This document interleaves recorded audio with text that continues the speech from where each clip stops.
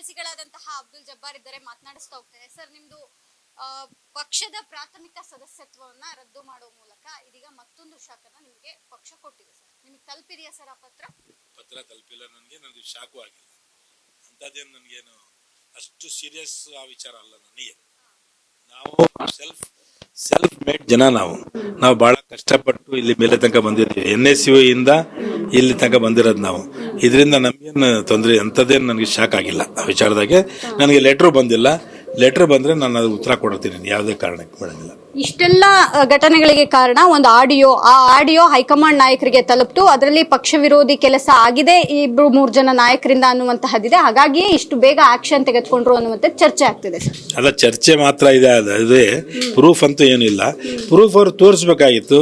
ಅದು ಬಡಕ್ಕಿಂತ ಮುಂಚೆ ರೈಟಿಂಗ್ನಾಗೆ ನನಗೆ ಪಕ್ಷದಿಂದ ಎಲ್ಲರ ನೋಟಿಸ್ ಕೊಟ್ಟು ಇಂಥ ಜಾಗದಲ್ಲಿ ನೀವು ಇಂಥ ಒಂದು ಕೆಲಸ ಮಾಡಿದಿರಿ, ಇದು ನಾವು ಪಕ್ಷ ವಿರೋಧಿ ಚಟುವಟಿಕೆ ಅಂತ ನಾವು ಪರಿಗಣಿಸಿ ನಿಮ್ಮನ್ನು ತೆಗಿತೇವೆ ಅಂತ ಹೇಳಿದ್ರೆ ಅದಕ್ಕೆ ಒಪ್ಪೋದಾಗಿತ್ತು. ನನಗೆ ಯಾವುದೇ ಇವತ್ತಂಕ ಒಂದು ಪಕ್ಷ ವಿರೋಧಿ ಚಟುವಟಿಕೆ ಮಾಡಿರೋದು ಯಾರು ನನಗೆ ಇವತ್ತಂಕ ತೋರಿಸಿಲ್ಲ. ನನಗೆ ಏನೂ ಲೆಟ್ರು ಬಂದಿಲ್ಲ.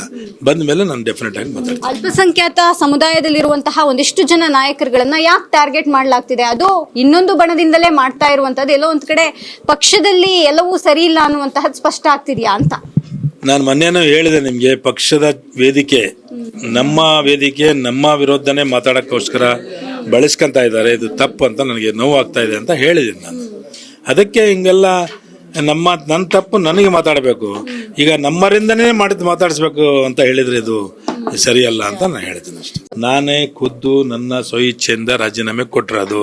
ನನಗೆ ಯಾರು ಕೇಳಿಲ್ಲ, ನನಗೆ ಯಾರು ನಾನು ಹೇಳಿಲ್ಲ. ಫಲಿತಾಂಶ ಬರೋಕ್ಕೂ ಮುಂಚೆ ಯಾಕೆ ಈಗ ಇತ್ತು?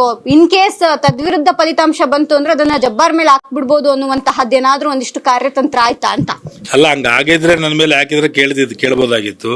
ಅವ್ರು ಇನ್ನೂ ಬಂದೇ ಇಲ್ಲ. ಇನ್ನು 4ನೇ ತಾರೀಕಿನಾಗ ಡಬ್ಬೆ ಆಗಿರ್ತಾವ ಅವು. ಅದು ಏನಾಗ್ತಿತ್ತು ಅನ್ನೋದು ಆಮೇಲೆ ಕೇಳ್ಬೇಕಾಯ್ತು. ಆದ್ರೆ ತಪ್ಪು ಏನ್ ಮಾಡಿದಾರ ಅಂತ ಹೇಳಬೇಕಾಯ್ತು ಅಷ್ಟೇ. ಎಲ್ಲೆಲ್ಲಿ ಏನೇನು ಅನಾಹುತ, ಎಲ್ಲೆಲ್ಲಿ ನಾವು ಪಕ್ಷದ ವಿರೋಧಿ ಚಟುವಟಿಕೆ ಮಾಡಿದೀವಿ ಅಂತ ಹೇಳಿದ್ರೆ ಅದಕ್ಕೆ ನಾನು ಒಪ್ತಿದ್ದೆ. Thank you very much. ಇದಿಷ್ಟು ಅಬ್ದುಲ್ ಜಬ್ಬಾರ್ ಅವರ ಮಾತು. ಕ್ಯಾಮರಾಮನ್ ನಿಶಾಂತ್ ಜೊತೆ ದೀಪಕ್ ಕುಕ್ಕವಾಡ, ಅಶ್ವವೇಗ ನ್ಯೂಸ್, ಬೆಂಗಳೂರು.